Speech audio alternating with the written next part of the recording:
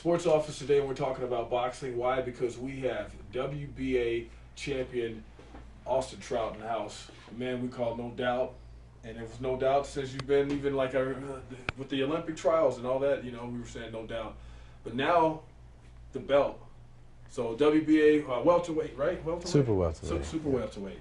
And so, talk about winning this belt and what this has done for your career. Well, it's really catapulted my career. Winning this belt is definitely a dream come true. I've been boxing since I was 10. And since I was 10, I've had the daydreams and night dreams about winning the big boy. Yeah. I've been a fan, and I've seen the belts going down from champion to champion, and to have one, it's very surreal, and it's very humbling. So you got guys calling you out now. Guys that you fought in the past and stuff like that. Do you have guys trying to provoke you and stuff like that? Oh, they want a piece. Yeah, but it's funny because I was trying to get a fight for so long, and I didn't hear any of those talks. But that's what I'm using the belt for, is to use it as a loudspeaker, so maybe these guys can hear me now. And now, I don't have a problem looking for a fight, and it's definitely a blessing. And the busier I am, the sharper I am. So that's just the better I'm gonna get. Now talk about you had a title defense recently, and talk about how crazy that was. It was in Mexico, correct? Right. And everything came back where it was you won you defended your title. You were unanimous decision. That's right. You get back and they try to say, oh, his urine test was dirty. Yeah, they claimed that my post-drug test was negative. Oh, well, I'm sorry. I guess positive. Yeah. I failed it. But the events leading up to that, I wasn't surprised at all that's what they tried. There was the promoter. Nothing against David Lopez. He came and he fought and he did what he was supposed to do. Like a warrior. Shouts to David Lopez, but his promoter was on some fishy junk from the get-go. And I wasn't really too worried about it. As soon as I heard the allegations, I submitted a test. I think it was a day after they said that it came out negative, and my test came out. I passed it. Came out right, and they didn't have the right evidence of change of hands or anything like that. So I wasn't too worried, and I know God's not gonna let something like this test stop me in the plan He has for me. Right. And so when this was happening, you were, like, it was just one of many things that happened, right? Like the ring being small. Yeah, no, our flights was messed up, our rooms was messed up. When we got to the venue, the ring wasn't the right size, and it was just a mess. From step one. Even before we got to the airport, they kept changing the location of the fight. They put it in a high elevation, and that's one thing we asked to not go to, is a place of high elevation. But at the end of the day, I'm a fighter and I want to fight, and I don't want to train for nothing. So, right. We'll just go and make whatever happens happen. What was have you ever been through something like that? Have you ever had a flimsy fight card like that? Yeah, I've been in quite a few flimsy fight cards. A lot of them are. And I fought in Mexico quite a few times, and they weren't always flimsy like that in Mexico. As a matter of fact, some of the best cards I fought on were held in Mexico. It's just, it's all on the promoter. It don't matter where you're from. If the promoter's janky, the card's going to be janky. You know what I mean? Right. So, yeah, I fought on quite a few flimsy ones. As far as this whole experience, what has that taught you about being a champion? You're a world champion now, and you're new to the world champion. And what has it taught you? Your introduction going in. Because that's kind of crazy.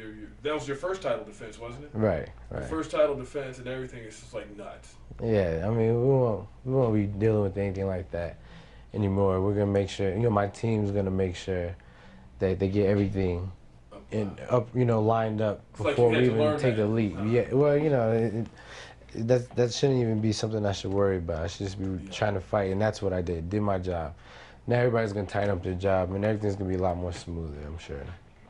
You talk about your Australian opponent, former two-time champion, Mundine, right? Or Mundine, yeah, Anthony Mundine. What do you know about him, and what kind of challenge is that? Because you're going to his home turf in Australia. Right. Anthony Mundine's a former two-time world champion. He won world titles at 168 super middleweight and 160 middleweight. And now he's trying to go for his third at junior middleweight, which is history in the making. But you know, I have my own history, and I definitely have to deny his you know, voyage for greatness, because you know, it's either him or me. He you know, he trained with the Joneses, Roy Jones Sr., Roy Jones Jr. for a long time, so he really has a style kind of similar to Roy Jones, but he's not as good as Roy is. And you know, all the fights I've seen, the guys he fight are, you know, bullheaded guys that just walk into everything he punches. You know, I'm not, I could be aggressive, but I'm not gonna stand in front of him for him just to tee off. And I think I'm faster and strong as him, so it's gonna be a good fight. I'm excited for it. You know, he's tough. And, you know, like I say, he's going to be just as hungry as I am to make history. August 24th. In the meantime, what do you do to get ready? I mean, training camp and all that stuff. You probably never took really much time off, huh? No, you know, I was still in shape, so rolling into training camp is much easier, because it sucks to have to get back into shape. Yeah. So right now, you know, we already started about, you know, a week and a half, 2 weeks ago. You know, just running every day, and just getting sharpening up. You know, I'm in pretty good shape as it is, so we got our sparring partners in. We're actually trying to bring one more in, because I think one got hurt, but you know, he's gonna be all right. Shout outs to. Well, you know, sometimes you don't get all the love you deserve, because you're in Las Cruces and it's kind of far from like Albuquerque, the central part of the state. And Holly Holm's the name here. You know, as far as boxing, you know, as far as in the city of Albuquerque, but they know you because we've been putting you out there. Right. But at the same time, do you guys know each other, you and Holly, or? Yeah. No, actually, I fought on a couple of her cards. So yeah, I mean, I know Holly. I wouldn't say like I call her up and, you know, we hang out. But Right. Yeah, no, I know her. And whenever I see her, you know, I tell her hello, and everything like that. You know, she's doing big things in the women's world. You can't deny. Right, she started doing MMA, which brings me to my next thing. Big deal. Yeah. Is that an option one day, or what do you think? You know, if boxing stopped paying, I definitely learn how to wrestle and go jump in MMA. There's a bunch of, you know, cats I think I could beat up before they take me to the floor. So yeah, definitely I'd make the jump if it's necessary. But you know, boxing is my love. I might not have the passion in MMA. Science. Yeah.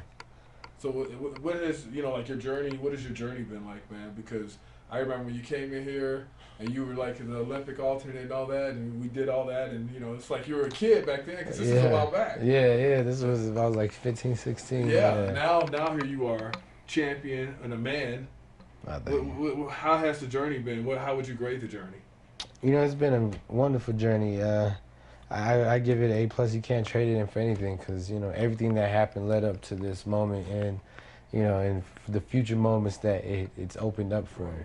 So you know, it's, you know, there's been a lot of down times. You know, there's been a lot of up times, but you know, if you're looking back, it hasn't been that bad. You know, I can't complain. It's truly been a blessing. It's been a blessing road. They still call you No Doubt, right? Yeah, no doubt. Since the trials, man, it just stuck since then. Yeah, Austin No Doubt Trout. All right, well, hey, thanks a lot for joining man, us. Thank you for having me. Appreciate it. And until next time, we'll see you later.